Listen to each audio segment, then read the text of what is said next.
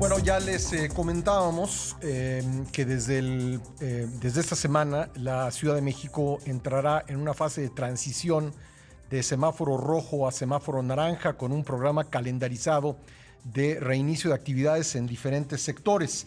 Vamos a hablar al respecto con la doctora Oliva López Arellano, secretaria de Salud de la Ciudad de México. Doctora, secretaria, ¿cómo le va? Buenos días. Buenos días, Pascal. Un saludo a ti y a tu auditorio. Dígame una cosa, ¿no hay una contradicción entre el hecho de que el semáforo esté en rojo, el semáforo federal esté en rojo y en la Ciudad de México se esté hablando de retomar paulatinamente actividades?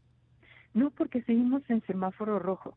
De hecho, esta semana es claro que es semáforo rojo y es una semana de preparación para si todos los indicadores que se han estado señalando, sobre todo el de ocupación hospitalaria, que es el que tiene más peso, se mantiene estable y a la baja, como ha venido ocurriendo en las últimas 3 semanas, estaríamos avanzando en una etapa ordenada, gradual, de calendarización para ir avanzando hacia este semáforo naranja, pero depende de todos.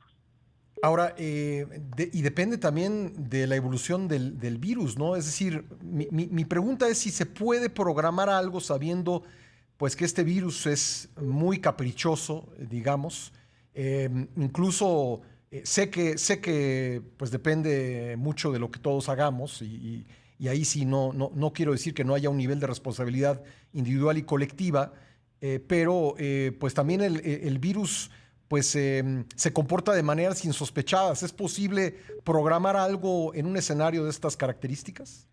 Bueno, como gobierno se tiene la obligación de estar anticipándose a los Ujú. hechos y monitoreando con toda la información que se tiene y que se vigila cotidianamente, que se identifica todos los días los casos observados, tanto de hospitalizados como de intubados, como de traslados, como de demandas en urgencia, o sea, toda una información que permite anticiparse y lo que vemos es esta estabilidad, lo que vemos también en la ciudad es que el momento más difícil de ocupación hospitalaria y de demanda de camas críticas fue alrededor de la semana del 18 al 22 de mayo Ujú. y a partir de ahí ha venido estabilizándose y con un descenso gradual más expresado más claramente en algunos hospitales, como en los hospitales de la Secretaría de Salud de la Ciudad de México.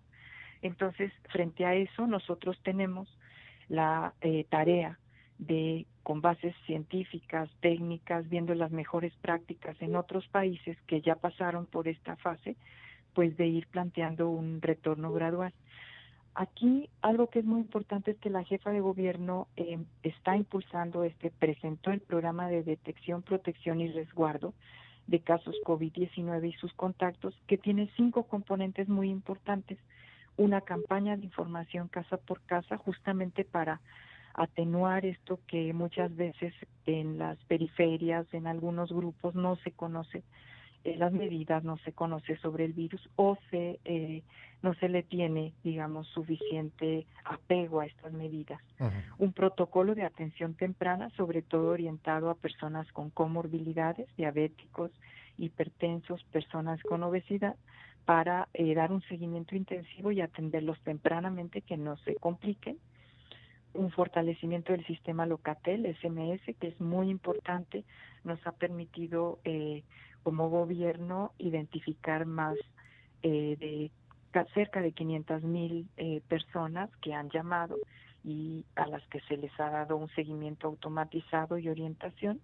La detección de casos y sus contactos, esto muy importante por 2 vías, el SMS 51515 COVID-19, Sí. con todo el filtrado que hace, pero también la detección de casos y la búsqueda intencional en territorio, a partir del monitoreo más intensivo con las pruebas que se van a ampliar el número Ujú. de tomas.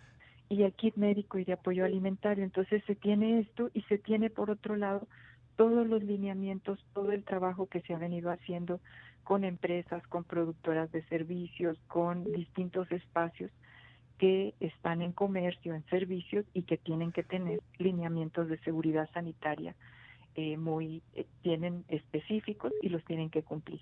Pero dígame una cosa, ¿no se corre el riesgo con enviando este mensaje de que la gente pues deje de cuidarse, deje de aplicar todas las medidas que sabemos que hay que aplicar?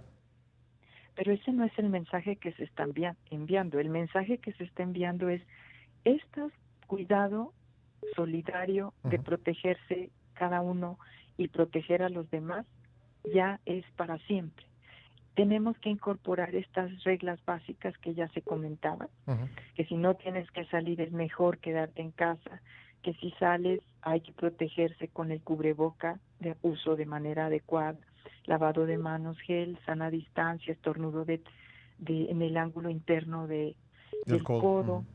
Sí, cuidar a los más vulnerables, cuidar a los adultos mayores, a las personas con enfermedades. Al menor síntoma, y esto es fundamental que ustedes lo puedan difundir, al menor síntoma hay que aislarse, autoaislarse, avisar a los contactos y mandar un mensaje al SMS 51515. ¿Por qué? Bien. Porque así entre todos podemos ir reduciendo la cadena de contagio. Ahora, dígame una cosa. La jefa de gobierno había mencionado que era importante que la Ciudad de México y el Estado de México, por el nivel de interacción y de movilidad que hay entre estas dos entidades conurbadas, pues tuviesen las mismas medidas. El Estado de México pues tiene una agenda distinta, ¿no? ¿No es importante esto? Está el comando metropolitano y se trabaja todos los días con este comando metropolitano. Hay un conjunto de estrategias que se mantienen comunes y se sigue trabajando. La jefa de gobierno ayer lo informó, que se sigue trabajando con el gobernador del Mazo para afinar estas estrategias comunes. Es importante señalar que, por ejemplo, hasta donde tengo entendido, el hoy no circula temporal se levanta. Sí, es la única medida coincidente, digamos. Y los dos estamos en semáforo rojo. También es una, digamos, una declaración importante. Tanto el Estado de México como Ciudad de México esta semana sigue siendo semáforo rojo y se va evaluando. Se plantea esta transición y se va evaluando todo. Ahora, pero ¿no sería riesgoso que, digamos, ante la apertura de algunas actividades en la Ciudad de México, si no las hay en el Estado de México, pues acuda a la capital un número grande de mexiquenses para aprovechar esta apertura gradual? Se va a valorar porque también, como ustedes saben, se valora la movilidad todos los días.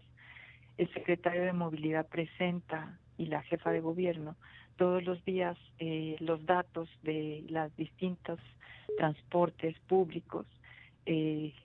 La movilidad se presenta y de ahí también se va a monitorear. Bien. Lo que se apertura esta semana próximamente es manufactura y manufactura. La estimación es que son 350,000 personas. Además, se apertura con estos lineamientos muy estrictos de seguridad sanitaria y también con escalonamiento de horarios y con también compactación de días de trabajo. Bien, tengo que dejarlo ahí, secretaria, pero le agradezco mucho que haya estado con nosotros esta mañana. Con mucho gusto. Buen día. Le aprecio, la doctora Oliva López Arellano, secretaria de Salud de la Ciudad de México.